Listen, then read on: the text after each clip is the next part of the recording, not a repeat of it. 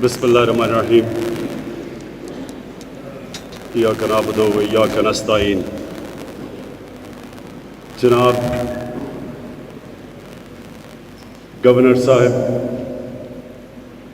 Chief minister صاحب، ministers, federal ministers, parliamentarians اور خواتین و حضرات،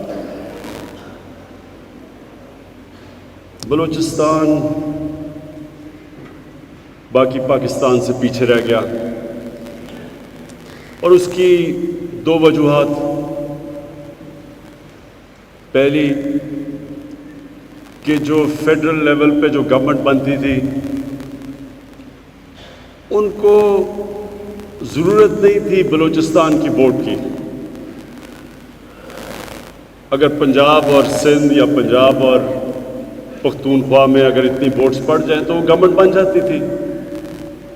تو اس لیے بہت کم فیڈرل گورنمنٹس نے بلوچستان کا سوچا. اور دوسری چیز، اور مجھے یہ افسوس سے کہنا پڑتا ہے کہ بلوچستان کے جو پولیٹیشنز تھے انہوں نے بھی زیادہ تر اپنا سوچا بجائے بلوچستان کے عوام کا. اور بدقسمتی سے یہ صرف بلوچستان میں نہیں، زیادہ تر پاکستان میں ہماری پولیٹیکل لوگوں نے ملک سے زیادہ اپنی ذات کو فائدہ پہنچایا. ہمارے ایسے بھی وزیر اعظم ہیں جنہوں نے لنڈن میں زیادہ ٹرپس کی اپنے دور میں بجائے بلوچستان کی، اور ایک ایسے بھی صدر آئے جنہوں نے 5 سالوں میں دبئی میں زیادہ ٹرپس کی، زیادہ دبئی گئے بجائے بلوچستان. تو اس لیے وہ توجہ جو بلوچستان کو دینی چاہیے تھی وہ نہیں دی گئی. میں اپنی طرف سے آپ سب کو ایک چیز واضح کر دوں کہ یہ میں یہاں نہ کوئی پولیٹیکل ٹرپ پہ آیا ہوں، نہ ووٹس لینے آیا ہوں. یہ میرا ایمان کا حصہ ہے کہ کبھی بھی کوئی قوم ترقی نہیں کرتی جب تک وہ اپنے کمزور طبقے کو ساتھ اوپر نہیں لے کے آتی. یہ ہمارے نبی صلی اللہ علیہ وسلم نے مدینہ کی ریاست میں یہ ماڈل دیا تھا. دنیا کی تاریخ کی پہلی فلاحی ریاست وہاں بنی تھی.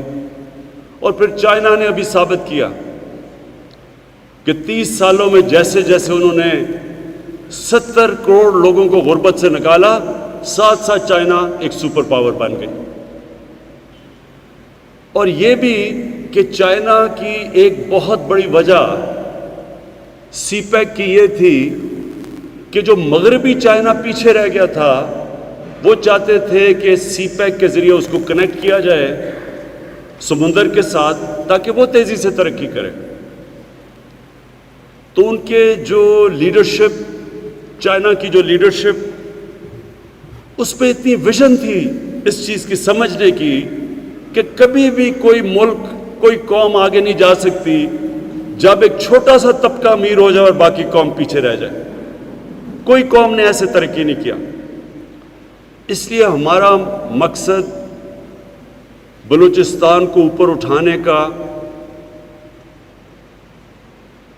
صرف یہ نہیں کہ یہاں میں آپ کے سامنے پروجیکٹس اناؤنس کر دوں اور پھر جس طرح ماضی میں ہوتا رہا تالیاں بجا کے چلا جاؤں.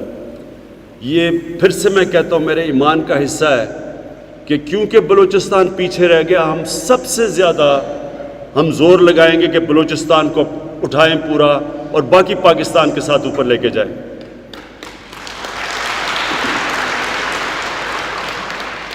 ایک ملک ایک گھر ہوتا ہے، اس میں یہ نہیں ہو سکتا کہ ایک گھر کے 2 بچے بڑے آگے بڑھ جائیں اور 2 بچے بیچارے پیچھے رہ جائیں. گھر سارا اوپر اکٹھا نکلتا ہے. اور جو پرائم منسٹر ہوتا ہے وہ ایک گھر کا باپ کی طرح ہوتا ہے. اس کو یہ دیکھنا ہوتا ہے کہ سارے بچوں کو وہ اسی طرح اوپر لے کے آئے. تو اس لیے مجھے بڑی خوشی ہے کہ پنجاب کے وزیر اعلیٰ آج وہ یہاں ہمارے ساتھ ہیں. انہوں نے بھی بلوچستان کے یونیورسٹی اور ہاسپٹل میں انہوں نے بھی اپنی انویسٹمنٹ کی ہے. یہ اس طرح ہے کہ ایک بڑا بھائی کوشش کر رہا ہے اپنے چھوٹے بھائی کی مدد کرنے, اور یہ ہوتا ہے ملک ایسے اوپر جاتا ہے. یہ جو کئی دفعہ لوگ فائدہ اٹھاتے ہیں بلوچستان کی محرومیوں کا اور ان کے اور مفادات ہوتے ہیں, وہ اس لیے کامیاب ہو جاتے ہیں انتشار پھیلانے کے لیے کیونکہ لوگوں کے اندر تاثر چلا جاتا ہے کہ ہمیں پاکستان میں, ہم پاکستان کا حصہ بننے سے ہمارا کیا فائدہ. لیکن میں آج آپ سب کو بتانا چاہتا ہوں کہ پاکستان کا حصہ بلوچستان کا بننے سے انشاءاللہ اس وقت آپ تصور بھی نہیں کر سکتے کہ آپ کو کتنا فائدہ ہوگا. سب سے پہلے کنیکٹیوٹی آپ کی چائنا کے ساتھ ہے, اور یہ یاد رکھیں کہ اس وقت دنیا میں جو ملک سب سے تیزی سے ترقی کر رہا ہے وہ ہے چائنا, جس سے ساری اس وقت اور ملک ڈرے ہوئے ہیں, ان کو خوف آ رہا ہے اس کے پروگریس سے. وہ اس لیے کہ سب کو نظر آ رہا ہے کہ چائنا چند سالوں میں ساری دنیا کو پیچھے چھوڑ جائے گا. ہماری خوش قسمتی ہے کہ ہم اس سے کنیکٹڈ ہیں, اور بلوچستان کی خوش قسمت اس لیے کہ آپ کے پاس گوادر ہے, اور گوادر کنیکٹ ہو جائے گا چائنا کے ساتھ.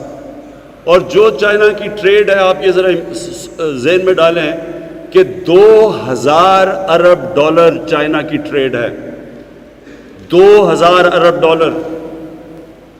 اس وقت پاکستان کی ایکسپورٹ مشکل سے 25 ارب ڈالر ہے. تو وہ جب کنیکٹ ہوتا ہے ایک ایسے ملک کے ساتھ جس سے ہمارے بڑے اچھے تعلقات ہیں, اور پھر جو گوادر جب کنیکٹ ہوتا ہے تو آپ یہ سوچیں کہ آگے بالکل ایک انشاءاللہ آپ کے سامنے ایک نیا دور نظر آنے والا ہے. آج ہم نے تقریباً 600 ارب روپے کے پروجیکٹس اناؤنس کیے, 600 ارب روپے کے تقریباً پروجیکٹ, جس میں فیڈرل کمپوننٹ 520 ارب ہے.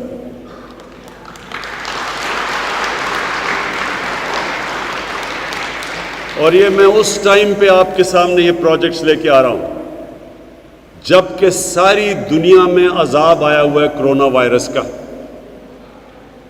کرونا وائرس سے ساتھ والا ہندوستان کے آج حالات دیکھیں کہ ان کی 73 سالہ تاریخ میں سب سے برے حالات ہیں معیشت کے.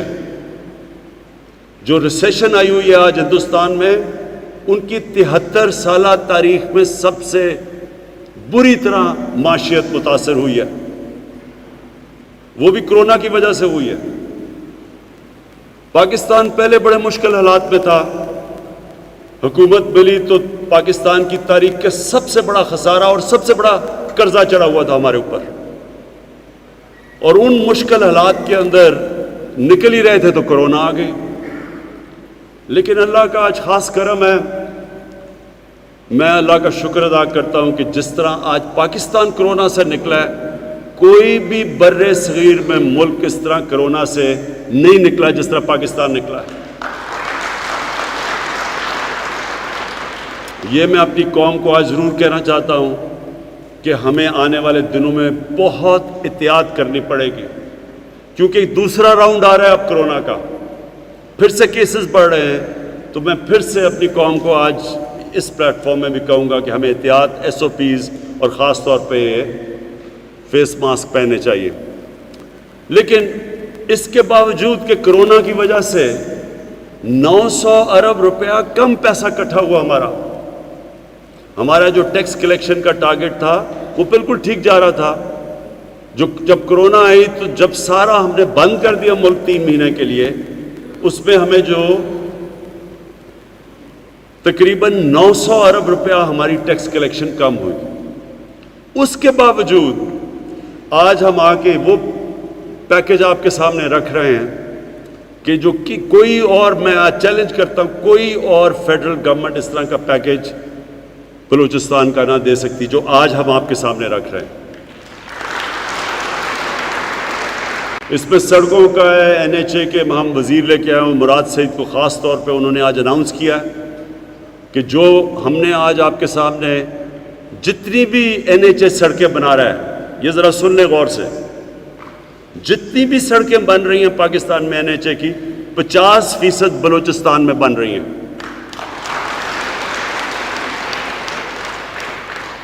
اس کے علاوہ میں ڈاکٹر سعدیہ نشتر کو یہاں لے کے آیا ہوں کیونکہ احساس پروگرام ہمارا جس کا مقصد ہی اپنے کمزور طبقے کو اوپر اٹھانا ہے، اس میں آج انہوں نے باقاعدہ یہاں لانچ کیا پروگرام. غریب گھرانوں میں بچے اور بچیوں کے لیے انہوں نے باقاعدہ سٹائپنڈ دیے ہیں، پیسے دے رہے ہیں غریب گھرانوں کو کہ اپنی بچی اور بچیوں کو پڑھا سکیں. 2000 روپیہ اگر کوئی جو اپنی بیٹی کو پڑھاتا ہے اس کے گھر میں دے رہے ہیں پیسے. 1500 اگر بیٹا پڑھا رہا ہے، اگر بیٹے کو پڑھا رہے ہیں تو تعلیم کے اوپر پوری کوشش. اس کے علاوہ جو ہم ٹیکنیکل ایجوکیشن 35,000 بچوں کو دے رہے ہیں، اور اس کے بعد جو اب ہم اس ٹیکنالوجی کا استعمال کر رہے ہیں اور یہاں سے انشاءاللہ سینٹر سے جو، اور خاص طور پہ بلوچستان میں جو دور دراز علاقے ہیں جدھر ٹیچرز نہیں پہنچ سکتے، انشاءاللہ وہاں ٹیکنالوجی کے ذریعے وہاں لوگوں کو تعلیم پہنچائیں گے. اور یہ جو بڑا ابھی پلاننگ منسٹر نے اناؤنس کیا، اسد عمر نے، کہ ہم 4G یہاں لے کے آ رہے ہیں اور 35,000 سے شروع کر رہے ہیں، 5 لاکھ لوگوں تک انشاءاللہ وہ انٹرنیٹ پہنچ جائے گا. اور یہ جو 4G لے کے آ رہے ہیں، یہ خاص طور پہ نوجوانوں کے لیے بہت امپورٹنٹ ہے. اور ہم سب سمجھتے ہیں کہ یہ جو ایک نیا انقلاب آ رہا ہے دنیا میں، پاکستان کے پاس ایک نوجوان آبادی ہے، وہ اس نئی جو انفارمیشن کمیونیکیشن ٹیکنالوجی، اس کا جو پورا فائدہ اٹھا سکتے ہیں. اس کے لیے ضروری تھا کہ ہم یہ انٹرنیٹ فیسلٹیز یہاں بلوچستان کے دور دراز علاقوں کے اندر لے کے آئیں. اور میں اب سب کو یہ بھی پوری طرح یقین دلانا چاہتا ہوں کہ ہماری جو کوشش ہے اپنے وہ جو غریب گھرانے یا تنخواہ دار طبقہ جن کے پاس پیسے نہیں ہیں گھر بنانے کے لیے، اب ہم وہ نیا پاکستان ہاؤسنگ اسکیم وہ انشاءاللہ یہاں بھی لے کے آ رہے ہیں بلوچستان میں.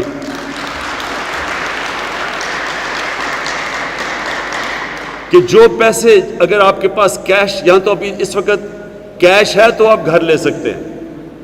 ہم جو اسکیم لے کے آ رہے ہیں 5 مرلے کی، اس میں 5% انٹرسٹ کے اوپر 5% انٹرسٹ کے اوپر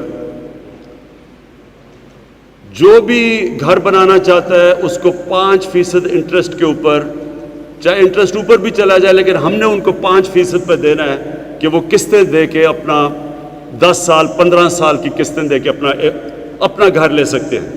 یعنی کہ وہ جو کرائے پہ پیسے خرچ کرتے ہیں اسی کرائے کی بجائے قسطیں دے کے اپنا گھر بنا سکتے ہیں. وہ انشاءاللہ نیا پاکستان ہاؤسنگ اسکیم میں آ رہا ہے. یہ سب چیزیں یہ پہلی دفعہ پاکستان میں ہو رہی ہیں. جس طرح میں نے کہا احساس پروگرام میں کبھی پاکستان میں 200 ارب روپیہ صرف جس کو پاورٹی ایلیویشن کہتے ہیں، غربت کم کرنے کے لیے، کبھی پاکستان میں اتنا پیسہ خرچ نہیں کیا گیا اس وقت جب معاشی حالات ہمارے برے ہیں. جو میں آگے دیکھ رہا ہوں جس طرح ہماری معیشت اٹھ رہی ہے، جس طرح ہم نے اپنے خسارے کم کیے ہیں، بیرونی خسارہ وہ 17 سال کے بعد پہلی دفعہ پاکستان جو ڈیفیسٹ میں جا رہا تھا، 17 سال کے بعد ایک کوارٹر کے اندر پاکستان سرپلس میں گیا، یعنی اضافہ ہو گیا ہمارا. یہ ایک بہت بڑی ہماری گورنمنٹ کی اچیومنٹ ہے، کیونکہ جب تک آپ کی آمدنی اور خرچے کے اندر خسارہ رہتا ہے وہ ملک آگے بڑھ ہی نہیں سکتا کیونکہ قرضے لینے پڑتے ہیں. تو یہ حکومت نے، اور دوسری میں آپ کو چیز بتاؤں کہ یہ پچھلے 4 مہینے میں پہلی دفعہ ہے کہ پاکستان نے کوئی قرضہ پچھلے 4 مہینے میں نہیں لیا. یہ بھی بہت بڑی اچیومنٹ ہے. اور آج اللہ کا شکر ہے سیمنٹ ہمارا ریکارڈ سیمنٹ بک رہا ہے کیونکہ ہم نے کنسٹرکشن شروع کر دی ہے. کنسٹرکشن ایکٹیویٹی شروع ہو چکی ہے پاکستان میں. ریکارڈ سیمنٹ کی سیلز ہیں. سریا بکنا شروع ہو گیا کیونکہ کنسٹرکشن شروع ہو گئی ہے، گاڑیاں وہ بکنی شروع ہو گئی، موٹر سائیکل جو کہ بالکل ساری اکانومی بیٹھی ہوئی تھی، جو آج ہندوستان میں حال ہے، اکانومی بیٹھی ہوئی، ہماری اللہ کا شکر ہے کرونا کے باوجود آج اٹھ رہی ہے اوپر، اور سٹاک مارکیٹ پاکستان کی ایشیا میں سب سے بہترین پرفارمنگ سٹاک مارکیٹ ہے۔ کہنے کا مقصد میرا یہ ہے کہ ان ساری مشکلات کے باوجود اللہ نے ہمارے پہ کرم کیا، ہماری پالیسیز کامیاب ہوئی، اور آج ہمارا ملک اوپر جا رہا ہے، اور جیسے جیسے ہمارے پاس آمدنی بڑھتی جائے گی، پیسہ آتا جائے گا، سب سے زیادہ جس طرح چائنا نے کیا تھا، جیسے جیسے ان کے پاس پیسہ آیا انہوں نے سارا غریب طبقے پہ لگایا، کمزور علاقوں پہ لگایا، اس طرح چائنا نے ترقی کی ہے، اور اسی طرح انشاءاللہ جیسے جیسے ہماری آمدنی بڑھے گی انشاءاللہ، جام صاحب آپ کو خوشی ہوگی سن کے کہ بلوچستان کا ہم شیئر بھی بڑھائیں گے، اور ہم اپنے جتنے بھی سارے پاکستان میں کمزور طبقہ ہے اس کے اوپر ہم پورا پیسہ خرچ کریں گے۔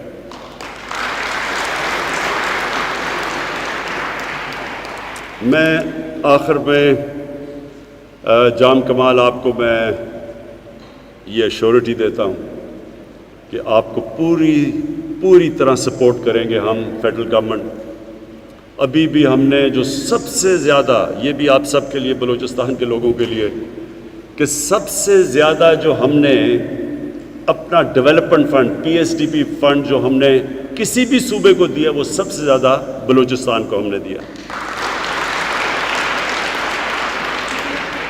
اور میرا یہ ایمان ہے کہ بلوچستان جیسے جیسے اوپر جائے گا تو پاکستان اوپر جائے گا، اور جیسے جیسے پاکستان اوپر جائے گا تو بلوچستان بھی اوپر آئے گا۔ بہت بہت شکریہ۔